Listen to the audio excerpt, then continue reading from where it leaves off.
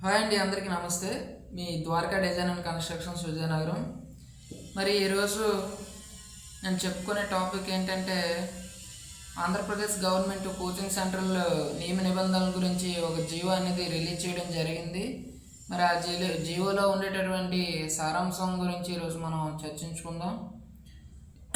Government ఎప్పుడైతే నోటిఫికేషన్లు job calendar విడుదల చేసిందో అదేవిధంగా ఈ ఎంసెట్ ఏపీఆర్జేసీలు ఇటువంటి కోచింగ్ సెంటర్లు ఈ కోచింగ్లకి విద్యార్థులు వెళ్ళేటప్పుడు ఈ కోచింగ్ సెంటర్లో వాళ్ళ యొక్క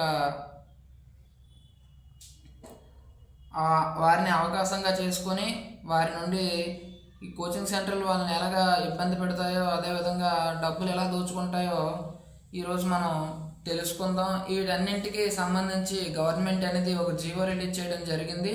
మరి ఆ జీవోలో ఉండేటటువంటి సారాంశం ఏంటంటే కోచింగ్ సెంటర్లు కొన్ని నియమ నిబంధనలు ఖచ్చితంగా పాటించాలి.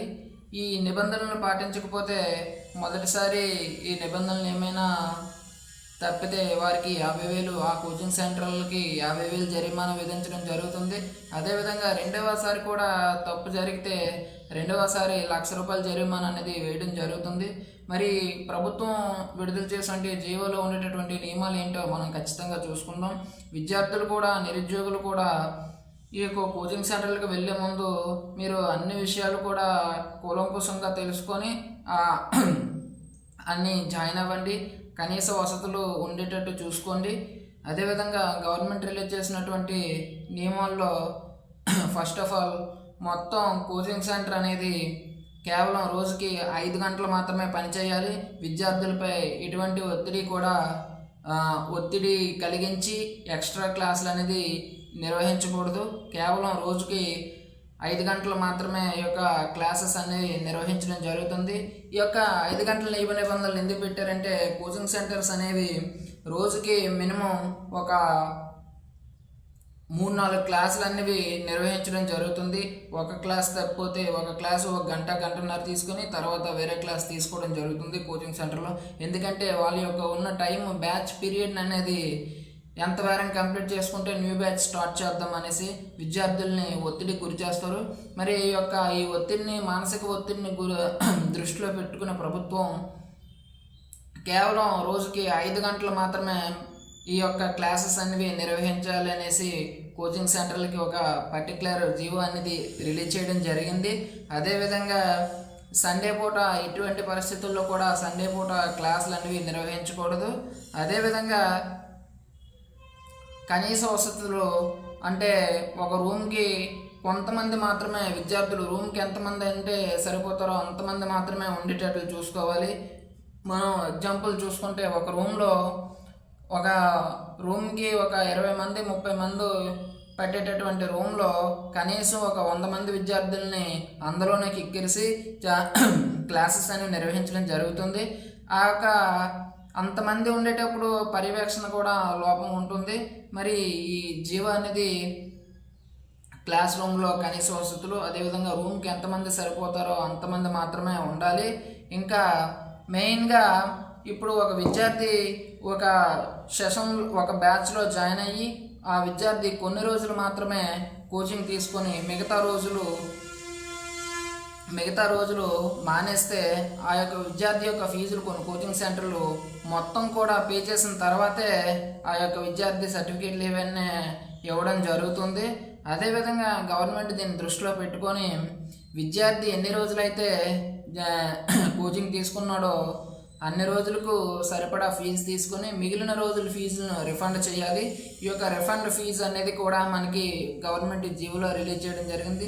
కావున విద్యార్థులు ఈ విషయాన్ని మీ యొక్క ఏదైతే కోచింగ్ సెంటర్లో జాయిన్ అయ్యారో ఆ కోచింగ్ సెంటర్ నిర్వాహకుడిని మీరు ధైర్యంగా అడిగి మీ యొక్క ఫీజుని రిఫండ్ చేసుకోవచ్చు.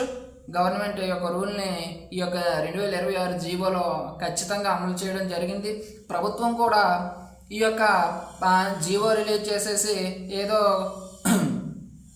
జీవో రిలీజ్ చేసేస్తామనే కాకుండా ఎవ్రీ కోచింగ్ సెంటర్ కూడా పర్యవేక్షణగా ఎందరో కొందరిని గవర్నమెంట్ పంపించి పర్యవేక్షణ చేపించి ఈ యొక్క నియమ నిబంధనలను పాటించిన కోచింగ్ సెంటర్లని అనుమతులు రద్దు చేయాలని మరి మనం కోరుకుందాం. విద్యార్థులు ప్రత్యేకించి ఈ యొక్క జీవోలో విద్యార్థుల యొక్క మానసిక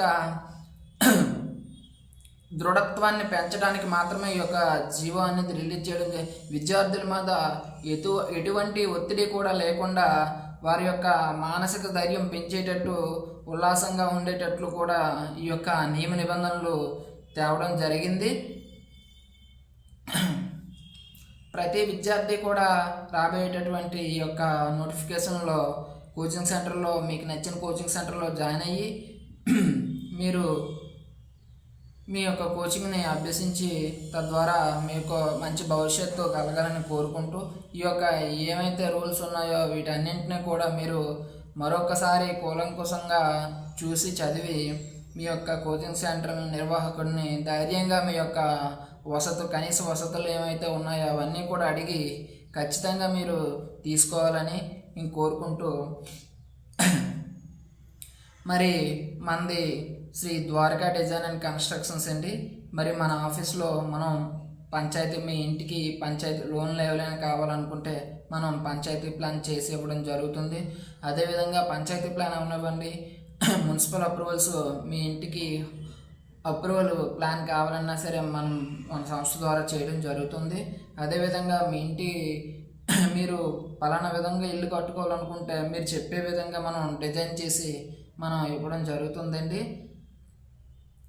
మరి మన ఆఫీసు విజయనగరంలో గాయత్రి హాస్పిటల్ పక్కన Shri Dwaraka design and constructions అని ఉంటుంది. సో ఫ్రెండ్స్, విద్యార్థులందరూ కూడా ఈ యొక్క నియమాలను పాటించి కోచింగ్ సెంటర్లో ఏవైనా మీకు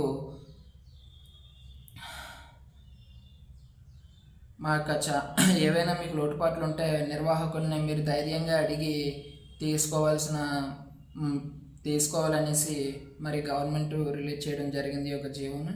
సో ఫ్రెండ్స్, ఈ యొక్క కంటెంట్ మీకు నచ్చినట్లయితే నా ఛానల్ని లైక్ చేసి, షేర్ చేసి, సబ్స్క్రైబ్ చేసుకోండి.